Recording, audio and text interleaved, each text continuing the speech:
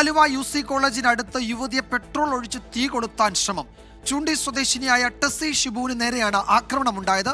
തൊട്ടടുത്ത കടയിൽ ഓടിക്കയറിയാണ് യുവതി രക്ഷപ്പെട്ടത്. ശ്രീകാന്ത് വിവരങ്ങൾ നൽകും കൊച്ചിയിൽ നിന്നും. ശ്രീകാന്ത്, ഇതിൽ എന്താണ് സംഭവിച്ചത് എന്നതിൽ വ്യക്തത വന്നിട്ടുണ്ടോ? ആരാണ് ഇവരെ ആക്രമിച്ചത്? യുവതിക്ക് പരിക്കേറ്റിട്ടുണ്ടോ?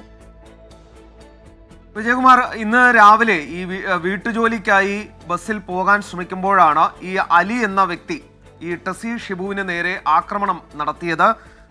തീ കൊളുത്തി കൊലപ്പെടുത്താനാണ്, പെട്രോൾ ഒഴിച്ച് തീ കൊളുത്തി കൊലപ്പെടുത്താനാണ് ശ്രമം നടത്തിയത്. രക്ഷപ്പെട്ട് തൊട്ടടുത്ത കടയിലേക്ക് യുവതി ഓടിക്കയറി. പിന്നീട് ഇവരെയും ആലുവ ജില്ലാ ആശുപത്രിയിൽ എത്തിച്ചു. അവിടെ ചികിത്സ തേടുകയും ചെയ്തു. അവർക്ക് പരിക്കേറ്റിട്ടുണ്ട്, ഈ തീപ്പൊള്ളൽ ഏറ്റിട്ടുണ്ട്. അതിനുള്ള ചികിത്സ അവർക്ക് നൽകുകയും ചെയ്തിട്ടുണ്ട്. ഇവർ മുപ്പത്തടം സ്വദേശിയാണ് ഈ അലി, ചൂണ്ടി സ്വദേശിനിയാണ് ടെസ്സി ഷിബു.